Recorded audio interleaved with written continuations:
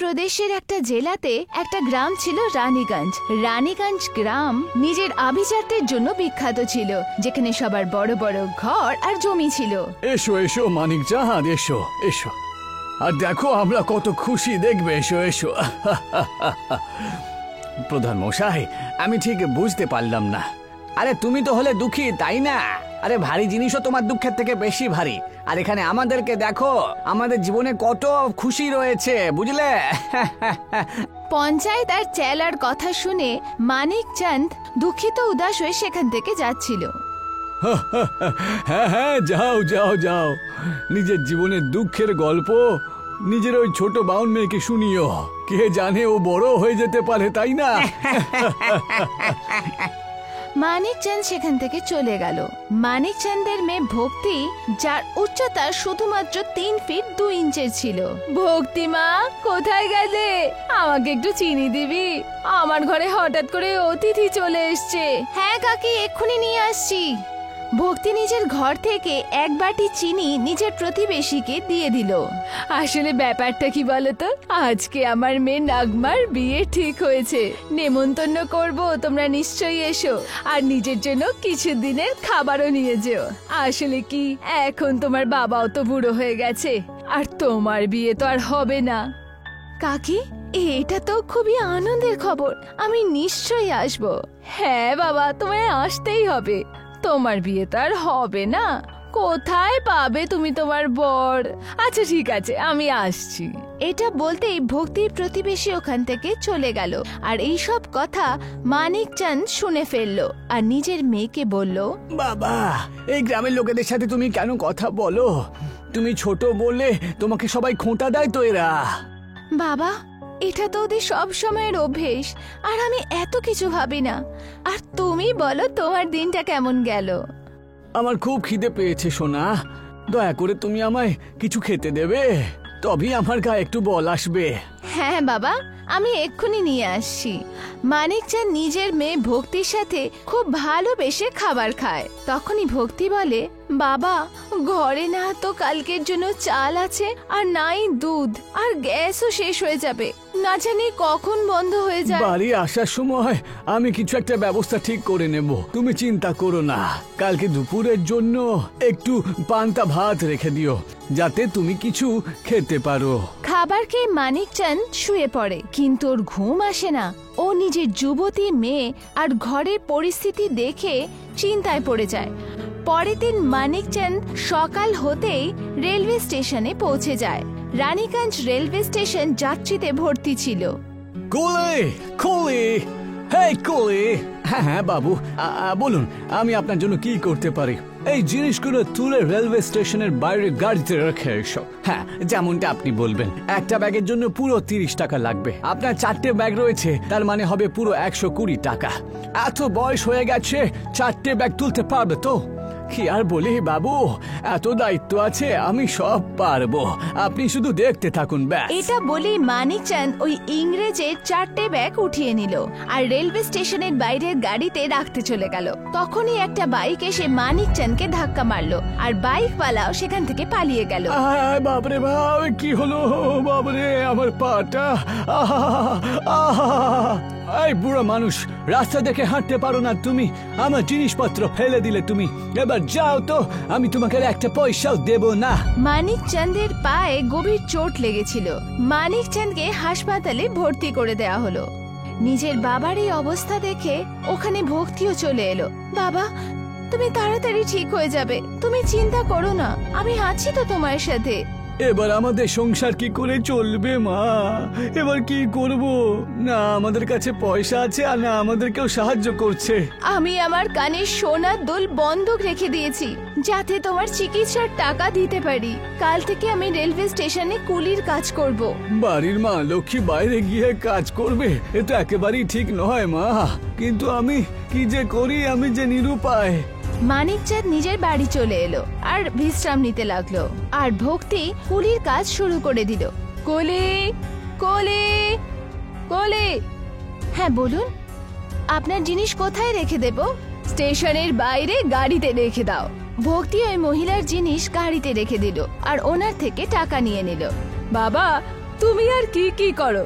তোমাকে দেখে তো শিক্ষিত মনে হচ্ছে। হ্যাঁ, আমি বিএ পাশ করেছি, আর এখন আমার বাবার খেয়াল রাখবো আমি। খালি সময় আমি গ্রামের বাচ্চাদের পড়াইও। আরে বাহ, এটা তো খুবই ভালো ব্যাপার। এই নাও, এটা হলো আমার কার্ড, আর যখনই তোমার কোনো কিছু লাগবে আমাকে নিশ্চয়ই কল করবে, আমি তোমার সাহায্য নিশ্চয়ই করব। ভক্তি এইভাবেই সকালের দিকে কুলির কাজ করে নিজের ঘর চালাতো আর রাত্রিবেলায় নিজের বাবার খেয়াল রাখতো। আস্তে আস্তে ভক্তির চর্চা সারা গ্রামে হতে লাগলো। ভক্তি বনি কুলির নামে প্রসিদ্ধ হয়ে গেল। এই কথাটা পঞ্চায়েত প্রধান আর ওর চেলার হজম হলো না। মালিক, আপনি শুনেছেন কি শোনেননি? আজকালকার দিনে কি হচ্ছে? শুধুমাত্র একটা কথাই চারিদিকে রয়েছে, আর সেটা হলো বাউন কুলির ওই মানিক চাঁদের মেয়ে। হ্যাঁ হ্যাঁ, ওই বাউন কুলিটা আমাদের গ্রামে যে কেন জন্ম নিয়েছে কে জানে। ওকে উচিত শিক্ষা দিতে হবে। পঞ্চায়েত প্রধান আর ওর চেলা শক্তিমান এটা সিদ্ধান্ত নিল ভরা বাজারের মধ্যে ভক্তির মজা ওড়াবে। এই মেয়ে, এদিকে এসো তো। আমার জিনিসপত্র ট্রেনে রেখে দাও, দুটো ব্যাগই রয়েছে মাত্র।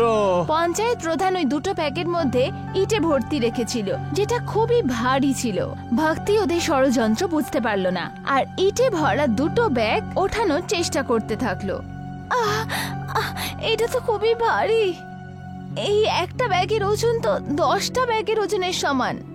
বাবা, এর জন্যই তো পয়সা দিই আমরা, তাই না? ওগুলো তুলে ট্রেনে গিয়ে রেখে দাও, আমাদের ট্রেন এক্ষুনি চলে যাবে তো। ভক্তি খুব চেষ্টা করলো ওই ভারী ব্যাগটাকে ওঠানোর, কিন্তু ও ওঠাতে পারলো না, আর এই জন্য পঞ্চায়েত প্রধান আর শক্তিমানের ট্রেন চলে গেল। তোমার জন্য আমাদের ট্রেন চলে গেল। এবার পুরো ট্রেনের খেসারতটা এখন আমাদেরকেই দিতে হবে। দিল্লি যাবার জন্য মাত্র একটাই ট্রেন ছিল, তা নয় তো আর কি। বাউন হয়ে এত বড় কাজ তুমি কেন করেছো, যখন তুমি মাল তুলতেই পারবে না? আরে তোমার জন্য আমাদের মিটিংটা পর্যন্ত আজ আমরা আর করতে পারলাম না। আমায় ক্ষমা করবেন প্রধান বাবু, আপনি তো আমার বাড়ির অবস্থা খুব ভালো করে জানেন। আমরা কোথায় যাব, কি করব? আরে কি আর করবে তুমি?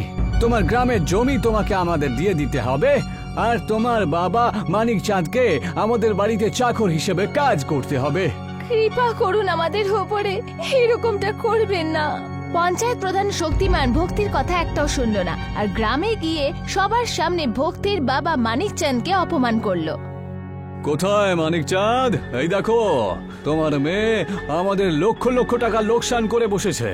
এবার তুমি সমস্ত জমি আমাদের নামে করে দাও, আর আমার বাড়িতে গিয়ে আমার বাড়িতে চাকরের কাজ করবে। চলো, যতক্ষণ না পয়সা আমাকে শোধ দিয়ে দিচ্ছ। হ্যাঁ। মানিক চাঁদ তখন লাঠির সাহায্যে বাড়ির বাইরে এলো। আমি পয়সা কোত্থেকে দেবো আপনাদেরকে প্রধান মশাই? আমাদের বাড়িতে অত বেশি রোজগার নেই, শুধু দুবেলা খাবার খেতে পারি, বুঝলেন? নিজের বাবাকে দয়ার ভিক্ষা চাইতে দেখে ভক্তির চোখে জল চলে এলো। আপনার বাড়িতে চা করে কাজ করার জন্য আমি রাজি আছি, শুধু আমার মেয়েটাকে কিছু করবেন না। আমার মেয়েটাকে ছেড়ে দিন, কাল থেকে কাজে চলে আসবে। এটা বলতেই পঞ্চায়েত প্রধান আর শক্তিমান চলে গেল। বাবা, তুমি কেঁদো না, আমি সব ঠিক করে দেব। আমি আরো পরিশ্রম করব, আর তোমার নাম উজ্জ্বল করব। সোনা মা, আমি বড়ই দুঃখী।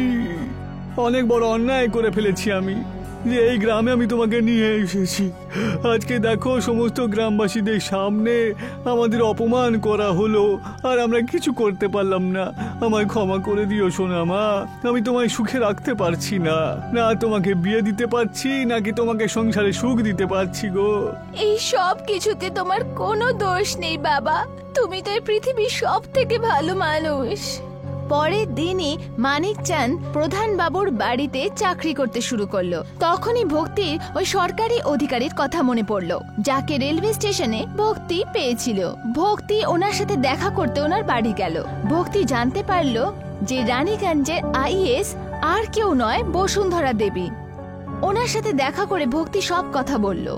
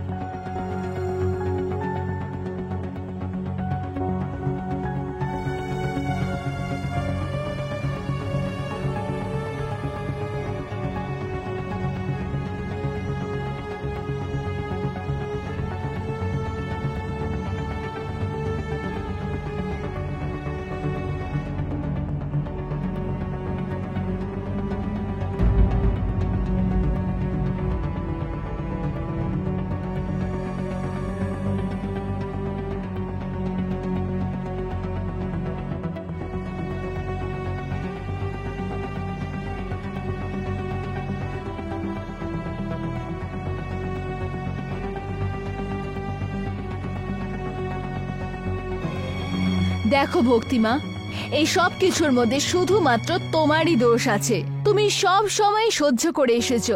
আজকালকার মেয়েরা সমাজে মাথা উঁচু করে চলে, আর তুমি কি না এই ছোট ব্যাপারে কাঁদতে শুরু করলে?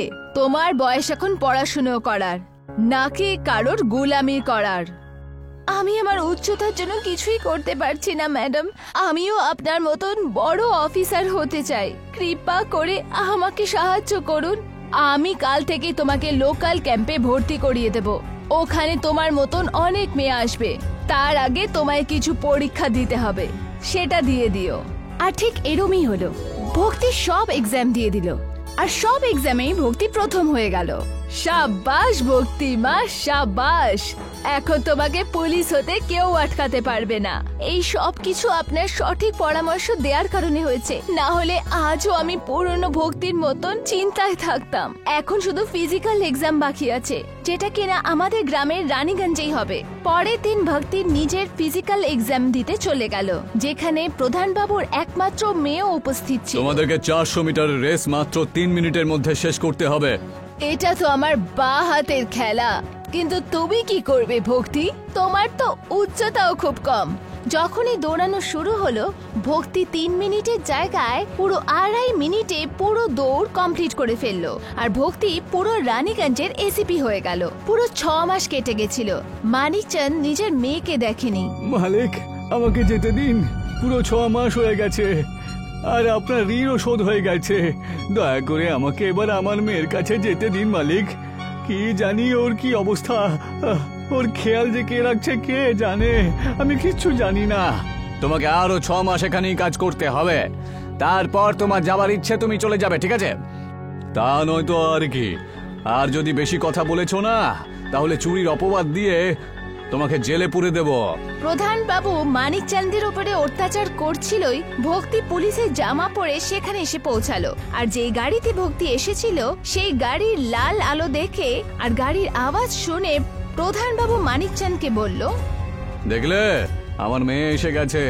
আমি আমার মেয়েকে সমস্ত সুখ সমৃদ্ধি দিয়েছি, আর সে পুলিশ অফিসার হয়ে আমার মেয়ে আমার বাড়িতে লক্ষ্যে এসেছে। চলো, তুমি সরে যাও, আর ভালো ভালো রান্না বান্না করার ব্যবস্থা করো। প্রধান বাবু আর শক্তিমান পুজোর থালা নিয়ে ঘরের দরজার সামনে নিজের মেয়ের অপেক্ষা করতে লাগলো। আর যে গাড়ির দরজা খুললো, দুজনের মুখই বন্ধ হয়ে গেল। ও আর কেউ নয়, ভক্তি পুলিশের জামা পরে থার্ড বার নিয়ে ওদের সামনে দাঁড়িয়েছিল, যেটা দেখে প্রধান বাবু আর শক্তিমান দুজনেই থমকে গেল। এটা কি করে হতে পারে? তুমি এখানে কি করে এলে? তুমি পুলিশের উর্দি কি করে পরে রয়েছো? কারণ আমি পুলিশওয়ালি। তুমি আমাদের মতন গরিবদের অনেক বিরক্ত করেছো। নিজের মেয়ে ভক্তির গলার আওয়াজ শুনে মানিকচাঁদ বাইরে এলো, আর চোখে আনন্দের জল নিয়ে ভক্তিকে বলল, হে সোনা মা, এই অভাগা বাবাকে তুমি অনেক আনন্দ দিলে আজকে। আমার সোনা মা পুলিশ অফিসার হয়ে গেছে। হায় ঈশ্বর, কোটি কোটি প্রণাম। সারা গ্রামে বাতাসা বিলি করবো। বাতাসা নয় বাবা, রসমালাই। এখন কিপটামি করার কোনো দরকার নেই।